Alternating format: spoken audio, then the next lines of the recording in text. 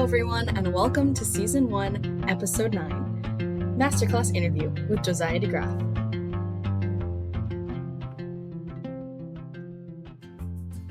Hello guys, and welcome back to the Inked Podcast. So we have spent a very busy couple of weeks with our very first season of the show, where we have covered most of the bases of writing. It's just basis. And I am so excited to dive deeper into those things in the next few seasons. But for right now, we are going out with a bang for this first season's very special guest, Mr. Josiah Degraaf. I am so excited to have you here today, Josiah. So how are you doing today? I am doing fantastic. Just got back from getting my hair cut this afternoon and feeling all revved up and ready to go. Glad to have the chance to be on the podcast.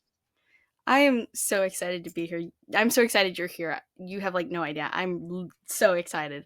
So as you guys know, the Inked Podcast is mostly guested and hosted by an absolutely amazing group of young writers who I have met with or worked with in the past. But Josiah is our very first professional author to have on the show.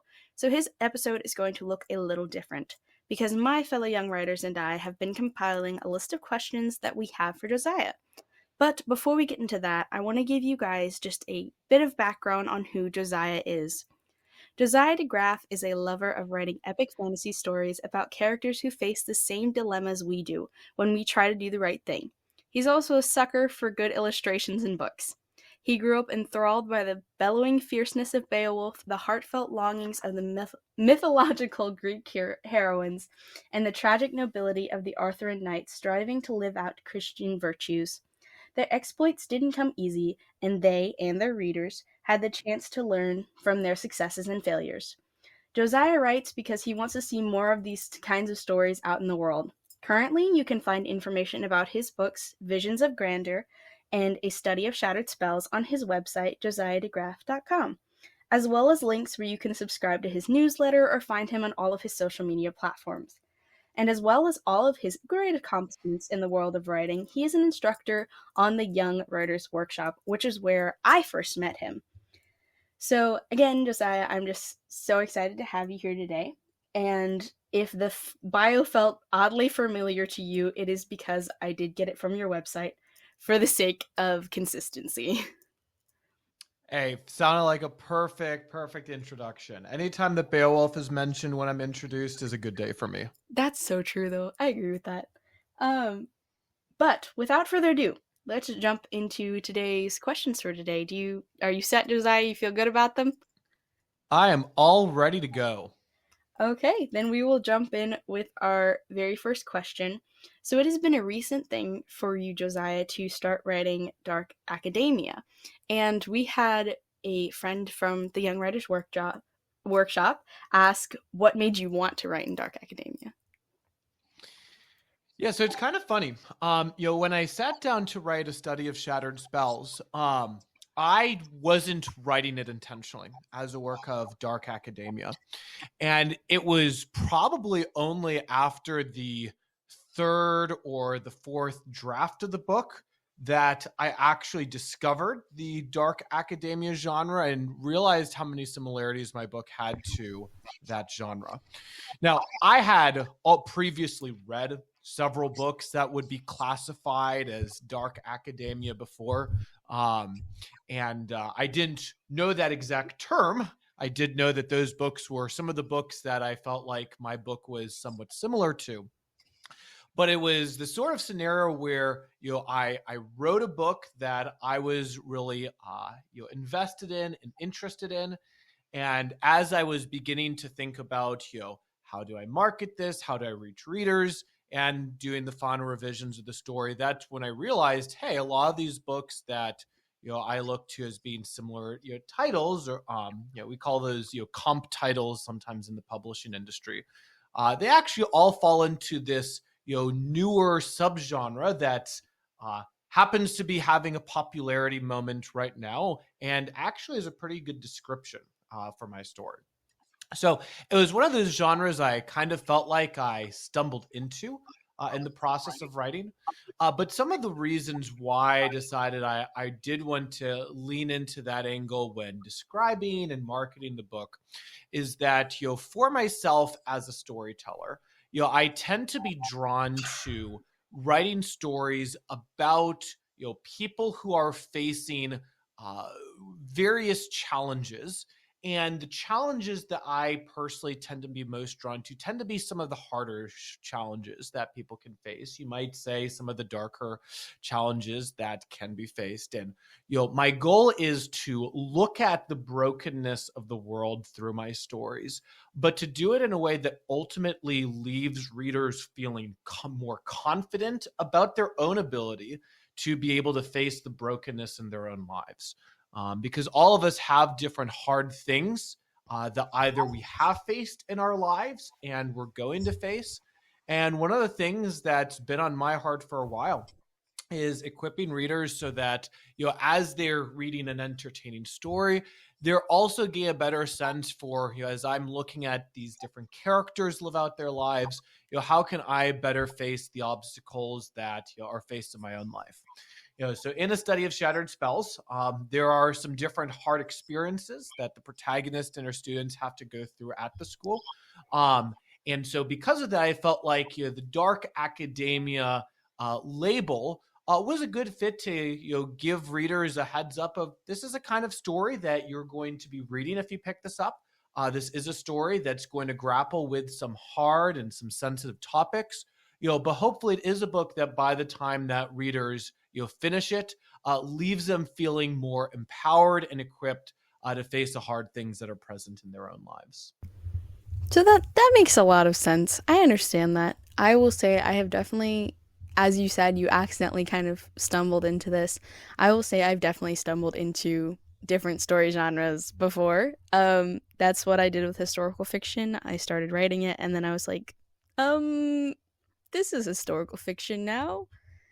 Uh, so I previously mentioned, going into our second question, I previously mentioned that Josiah is an instructor on the Young Writers Workshop.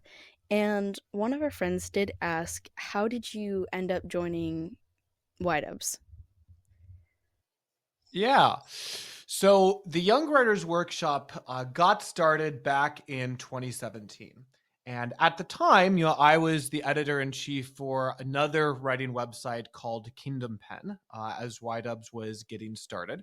And Brett and Jaquel reached out to us to see if we'd be interested in doing some different collaborative partnership opportunities together, which we were very open to. And over the next year, I really enjoyed working with them as we were partnering through Kingdom Pen on different cross promo opportunities and different projects that we worked on together.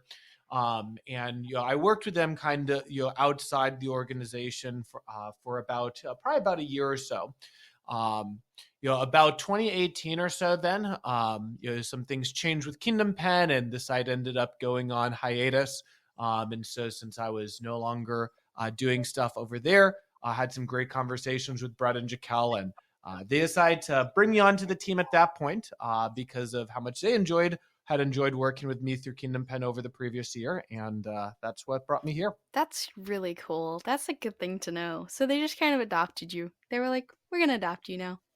Oh, And it was a great adoption experience. 10 out of 10, no I mean, regrets. it sounds like it was, and Brett and Jaquel are such great people. I've loved getting to know them and getting to talk to them. Um, guys, mildly teasing. They may come in future seasons. Not giving too much. I'm not saying too Mm. much, but um, so going on to our next question, which is one that I'm probably going to end up asking all of my professional guests because this is just so encouraging to hear these kind of stories. When did you know that you wanted to be a published author? Yeah, so I first started writing stories as soon as I was able to, form words with a pen when I was about 6 years old or so. And, during my elementary years, I wrote a lot of short stories. Eventually, started doing like really short novellas, as I was entering middle school and stuff like that. And it was when I was 12 years old I wrote the first kind of real novella length project. I don't know, so it was maybe 40-ish thousand words or so. I forget exactly. It was a big ripoff of the Inheritance Cycle. I loved Aragon and wanted to write my own version of it, so that's what I ended up doing. And for my 13th birthday, my mom took that novella that I'd written, and she worked with a small printing company to print me a few copies of the Mm. book so that I could hold the book in my hands. My mom's also a graphic designer, so she made up a little cover and such for the book as well. I didn't know anything of this. This was a big surprise for my 13th birthday. And I just distinctly remember that day we were going to like some Bible study that evening or something. I remember being in the car and flipping through the book and just being amazed by the feeling of I am holding a physical copy of a book in my hands that I wrote, and the thought just being very loud and clear to me of, this is what I want to do as a career. This is the kind of experience I want to have again, and this is something I want to keep doing long term.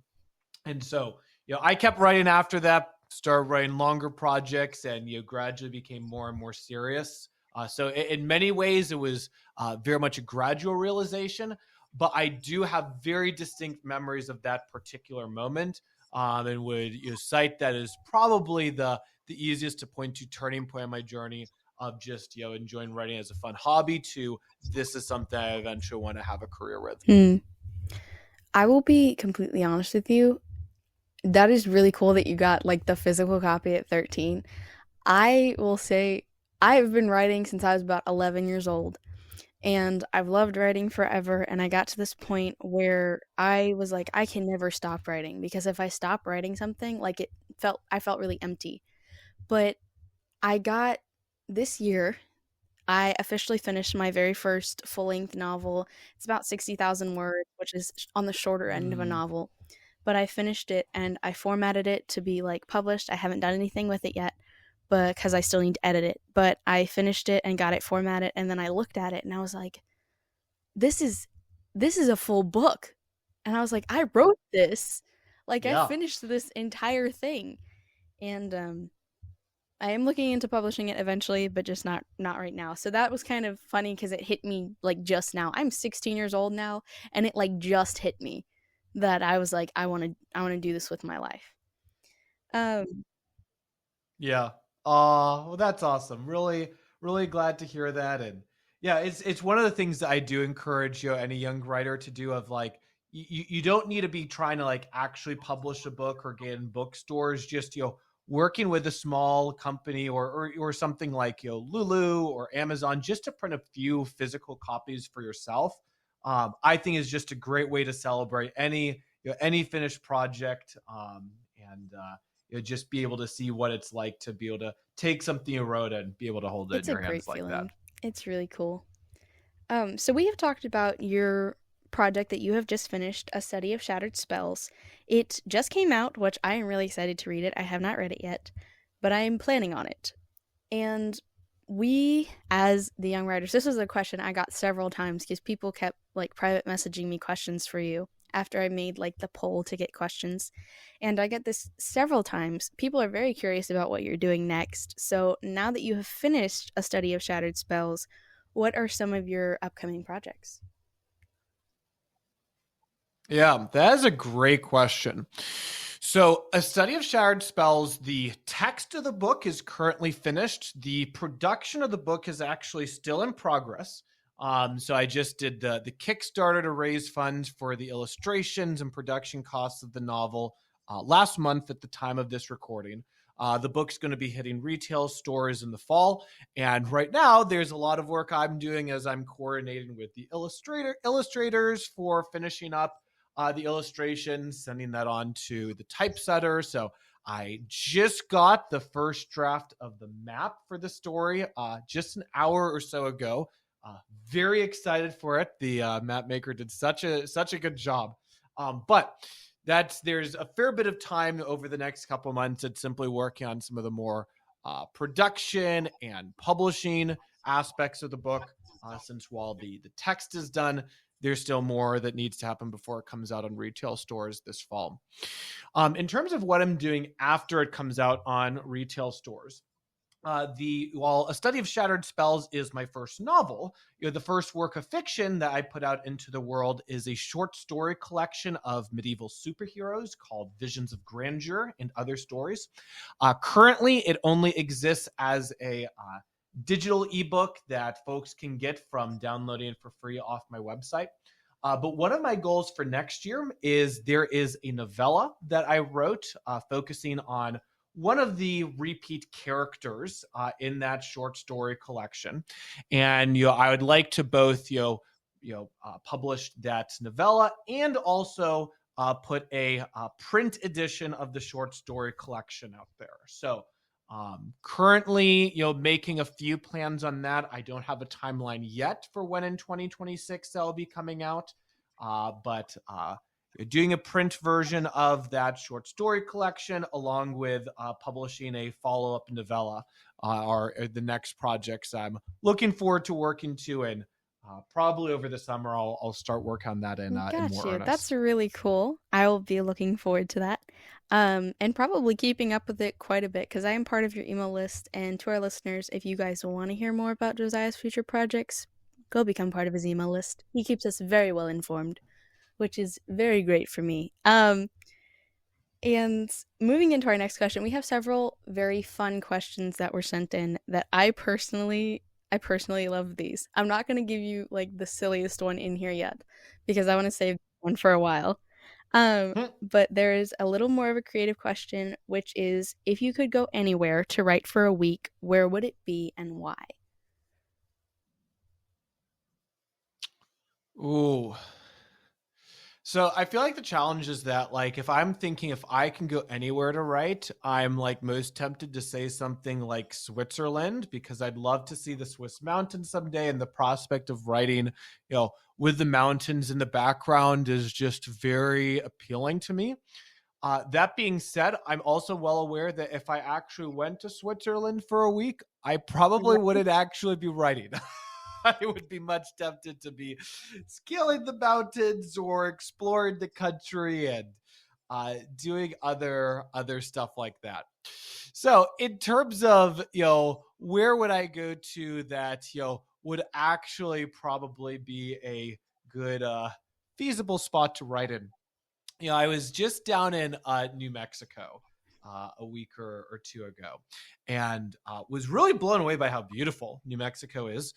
My apologies to those of you who are New Mexican listeners that I did not realize before 2 weeks ago just how beautiful your state was. But while I was down there, I was thinking, like, man, being able to just sit out with just the view of the Rio Grande, with the mountains in the distance, this is just a perfect peaceful setting to write. Also, like, at least the part of New Mexico I was in, like, there were people around, but it felt very much very quiet, not as bustling of a Mm, place as, say, Pittsburgh is. So while it was a bit too cold when I was down there to be writing outside, if I were to go back to New Mexico in the summer to be able to write with the mountains ahead of me and the Rio Grande Canyon snaking down through the ground, I feel like that would be a pretty That's ideal that's such a like location. creative location. I've never been to New Mexico. I would love to. But I've never been down there before. And that just sounds so cool. Like now I want to go right in New Mexico. But okay, It going was a great into our experience. next question, which I'm gonna have to give a little bit of context before I ask Josiah this question because not everyone is gonna know. I think you know exactly what question I'm talking about too. Um, but not everyone's gonna understand why this is a question. So, like I said, I've said this several times already. Josiah is a instructor on the Young Writers Workshop, and one of all of the Young Writers Workshop students, one of our favorite things to do is to make our instructors sing and act out Veggie Tales. And we've done this to them so many times. Normally, it's like a reward for competing in competitions or making our writing goals. And so one of our questions that was sent in, this is like my favorite question, guys. One of our questions that was sent in is what is your favorite Veggie Tales? Now I've got to ask a very, very important question here. Is this question asking about my favorite Veggie Tales episode or my favorite Oh, Veggie Tales I mean, I song? guess you can answer both. Or yeah, either one. You can pick. I don't know Okay, that I directly what feel it's like aimed at.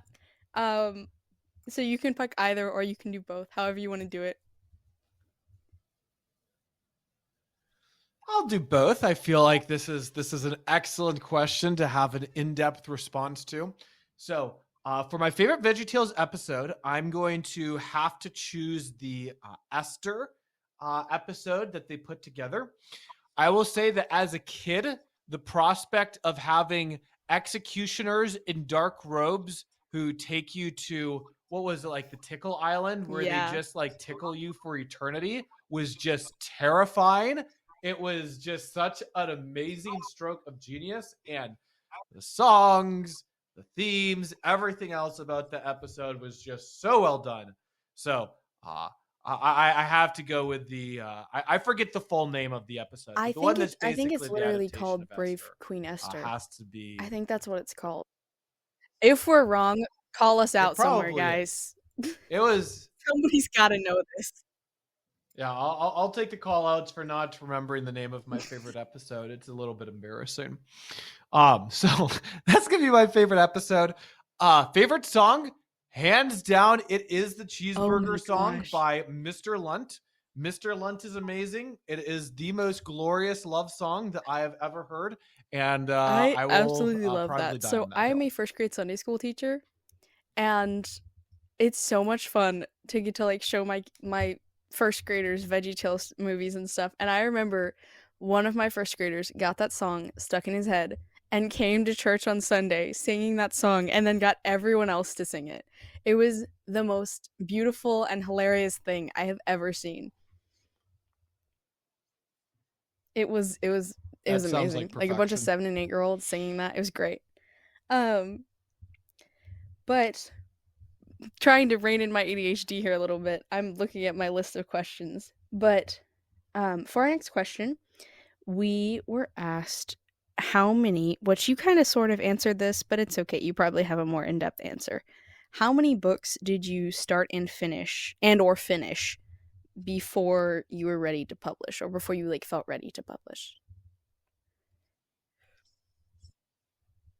Yeah. So there were four novels that I had written before a study of shattered spells that I went through that were really good practice novels. One of them I might go back and eventually try to revise in some way for publication. Most of them, that's not the case, and that's fine. But a study of shattered spells was my fifth novel. Um, in addition to those novels, though, there were also just a lot of novellas that I wrote in later elementary and middle school, and also early high school, I think, as well. And before I started really getting up into novels, I don't recall at this point how many there were. There were probably at least a dozen. I need to sit down and count them, but uh, four novels and probably at least a dozen novellas before I decided I was ready to That's to start something that I start feel like publishing so stuff many into the world. writers realize pretty quickly is that you're going to have a lot of projects that you start and never finish, and then you're going to have ones that you finish that you never do anything with. Um, Yep. And I think that sometimes for newer writers, it can be tempting to look at a novel that's finished but never published as a failure of, oh, what was the point of doing this if it's not something I put out into the world? But I really think that that's putting a lot of yeah. unfair pressure on a writer to feel like they have to do that. Because if you look at any other kind of art, we don't expect someone's first painting Yeah. ever to be hanging up in an art museum, right? We don't expect someone's first song to be one that they are playing in a concert hall, right? We understand that for painters, for musicians, they're going to practice lots of songs that they might never be played anywhere in front of a crowd, but they're such essential experience and provide such a foundation for the work that eventually is ready for that. And so I really believe that doing the reps and doing a lot of right on things that you might share with family or friends, but not ever beyond that first. is such an important foundation to lay That's for so writers true. who And eventually also, want to pursue guys, if you're publication. writing and you keep finishing projects or you're starting projects and you drop them, just remember all of that is just brain work and it's just like stretching your creative muscles. So it's just giving you even more practice and like you're getting better and better the more you write. Believe me. Um, so going into our very last question Amen. for today, which I was specifically told to make this your end question. Um, I mean, it's a great Ooh. question. So what is your biggest piece of advice that you would give to a new young writer? Dramatic pause while he thinks.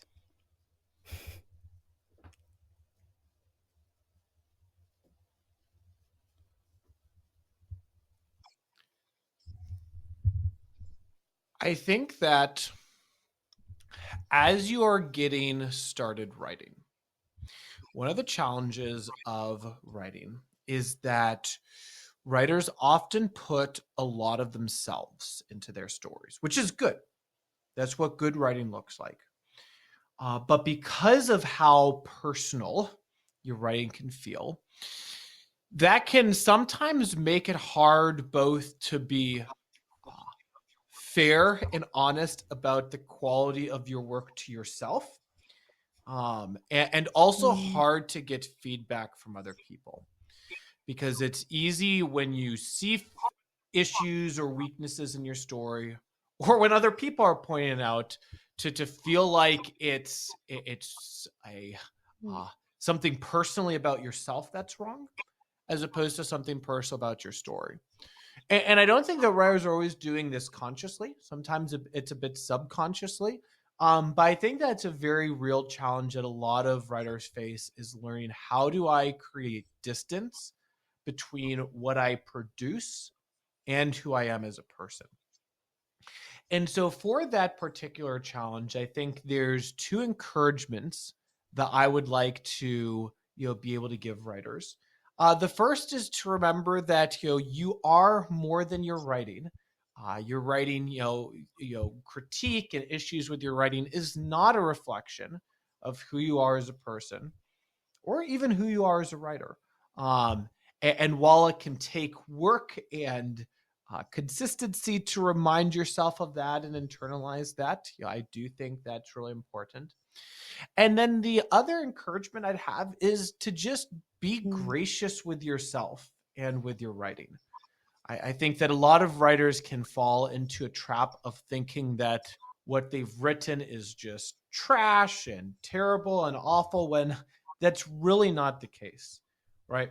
Even writing that needs a lot of work often still has, gems in it and good things that the author is working on, because of the fact that we're all made in the image of God. And so what we produce stems from the things that make us uniquely mm, human and uniquely a person. And so it's always important as a writer to be looking for ways to grow, to not be resting on your laurels, but to be stretching yourself.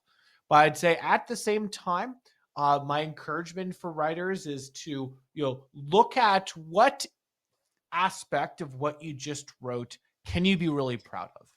And maybe there are other things in your work that you aren't particularly proud of, and that's okay. I've got writing days where I am not particularly proud of everything that I wrote either. But if you can at least focus on, what, here's something that I attempted to pull off that's working well, that I can, feel good about, and use that to remind myself to be gracious with myself and with my own writing. That would be my best advice for today, at least, for Well, that young was writers a who lot of might be really listening to great this episode. advice.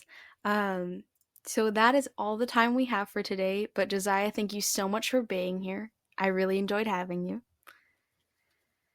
And Yeah, of course. Really great to be joining on yeah, the podcast today, and and so appreciate as getting the always, invite. thank you, Josiah, and thank you to our listeners for being here for yet another episode of the Inked Podcast. And we will see you in next season. Bye, guys.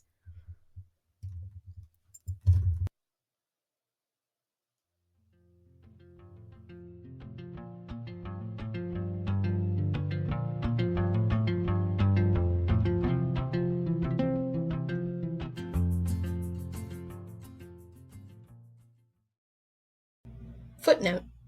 Hello everyone, back again just to let you guys know that if you enjoyed hearing from Josiah, you can find out more about him and his stories at his website, josiahdegraaf.com.